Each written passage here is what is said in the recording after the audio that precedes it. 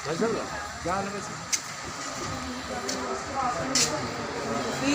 कहानी मेरी हर मंगलवार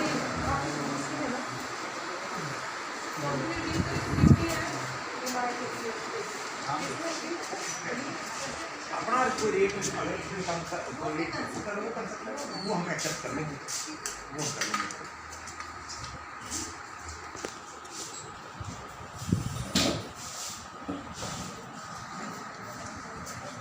डॉक्टर साहब नमस्कार। हाँ जी नमस्कार।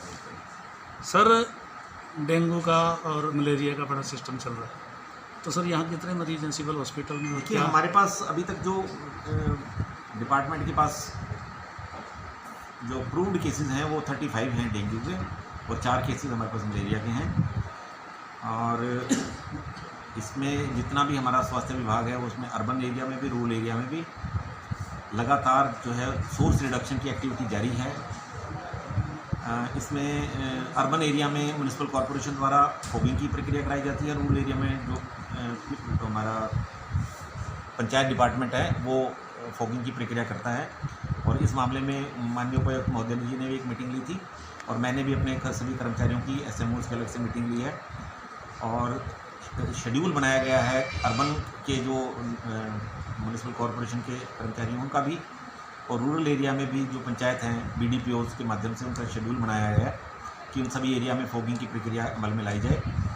इसी तरह से लोगों को जागरूक किया जा रहा है कि बारिश, क्योंकि अभी इस समय इस साल काफ़ी रुक रुक कर बारिश हो रही है और काफ़ी लंबे समय तक बारिश हो रही है, तो जहाँ भी पानी इकट्ठा होता है, यदि वो पानी एक सप्ताह से ज़्यादा कहीं टिकता है तो एक संभावना बनती है कि वहाँ पे डेंगू का लार्वा जो है, डेंगू का मच्छर वो पनप सकता है। इसके लिए आवश्यक है कि आम लोग इस चीज़ के लिए जागरूक हों कि कहीं पे भी जी सर, कई बार कूलर में जो है हम कूलर खाली कर देते हैं लेकिन कोने में पानी रह जाता है, उसमें भी मच्छर के लार्वा पनपने का एक संभावना बनती है। इसी तरह से जो हमारे AC के पानी जहाँ इकट्ठा होता है वहाँ पे भी, या फूलदान वगैरह कई लोगों ने रखे होते हैं उसमें जो लगाए होते हैं फ्लावर्स वगैरह, उसमें भी मच्छर पनप सकता है। इसी तरह से फ्रिज के नीचे एक ट्रे होती है जहाँ पे भी इसका लार्वा पनप सकता है, और ये ज़्यादातर घरों के अंदर मच्छर पनपता है और दिन के समय ये मच्छर काटता है। इसलिए आवश्यक है कि रात को तो हम मॉस्किटो रिपेलेंट वगैरह लगाते हैं, लेकिन दिन में जो है मच्छर के संपर्क में हम लोग आ जाते हैं। सर जो डेंगू के और मलेरिया के मरीज हैं इनका इंतज़ाम अलग से किया हुआ है?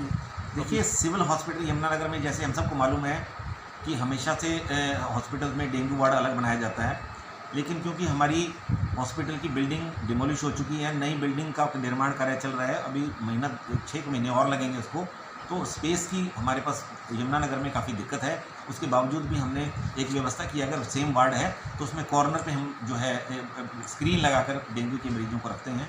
तो ये व्यवस्था फ़िलहाल जो हमारे PMO हैं उन्होंने मुझे बताया कि ऐसी व्यवस्था हमारे हॉस्पिटल में। सर शहरवासियों को क्या संदेश देना चाहेंगे इस मामले में आप? देखिए इसमें सिर्फ एक विभाग से ये लड़ाई नहीं लड़ी जा सकती, इसलिए आवश्यक है कि आम जन इसके लिए जागरूक हो।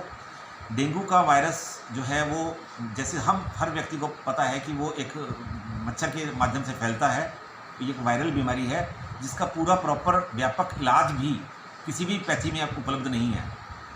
इसमें प्लेटलेट की कमी होती है, हड्डी तोड़ बुखार होता है, इसलिए आवश्यक है कि हम इस बीमारी को ना होने दें, इस बीमारी को बचाएं। और इसको बचाने का सिंपल सा तरीका है कि इसका जो सोर्स है उसको कम किया जाए, और जो सोर्स है वो उसका साफ़ पानी में पनपता है।